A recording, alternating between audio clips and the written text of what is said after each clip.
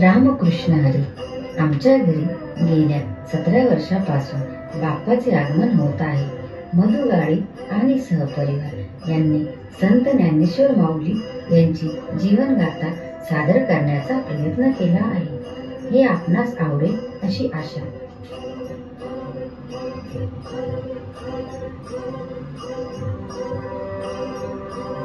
जेव्हा ज्ञानेश्वर महाराजांनी ब्राह्मण पंतांकडे शुद्धीपत्र मागितले तेव्हा त्यांनी नकार दिला. त्यावर ज्ञानेश्वर माऊली म्हणाले, सर्व जीव जन्मतः पवित्र आहे, सर्व आत्मा एक आहे. हे ऐकून पंत म्हणाले, जर हे खरे असेल तर या रेड्याचा आणि तुझा आत्मा एक करून दाखव. यावरून पुढे लौकिक प्रसंग घडला.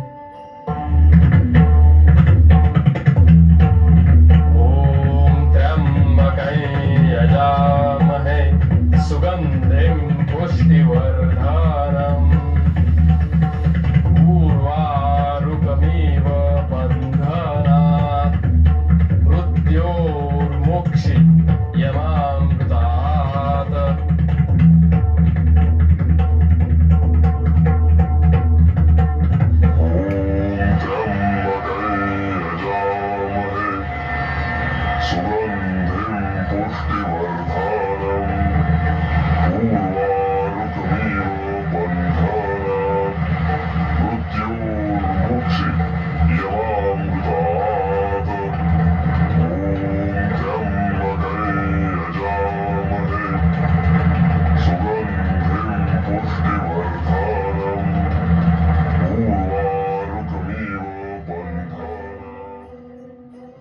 चांगदेव नावाचा एक साधू होता.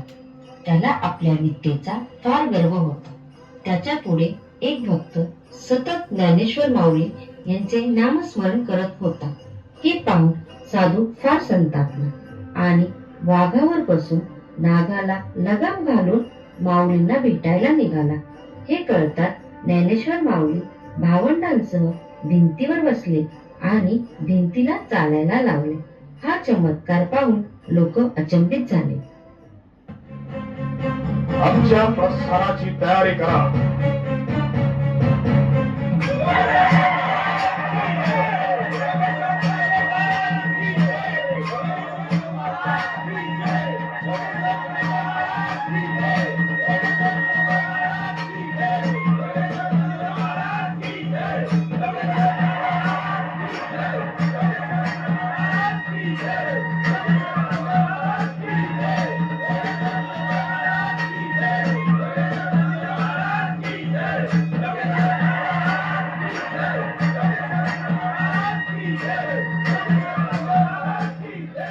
दादा, चांगदेव आले.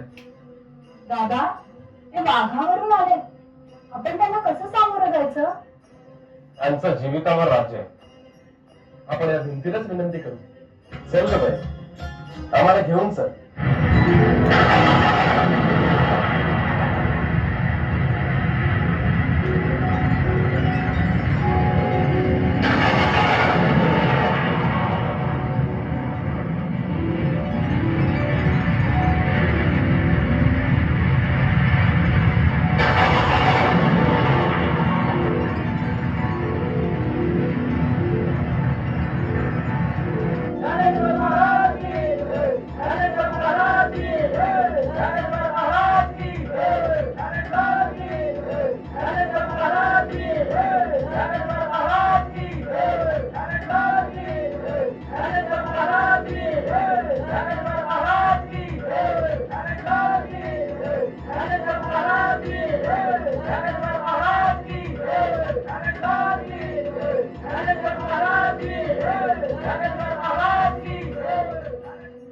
ज्ञानेश्वर माऊलींनी लहान वयातच आळंदी येथे संजीवन समाधी घेतली.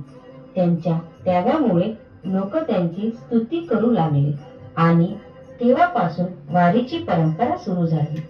आजही वारकरी विठोबाला भेटण्यासाठी ज्ञानेश्वर माऊलींची पालखी घेऊन पंढरीला जातात. ज्ञानोबा माऊली Tukaram, Dnyanoba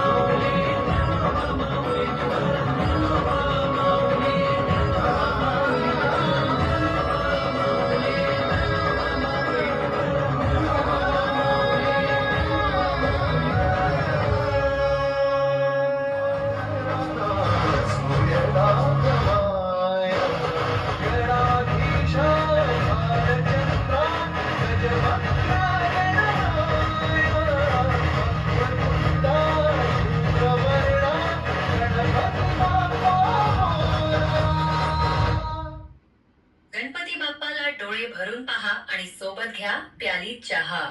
available on Amazon.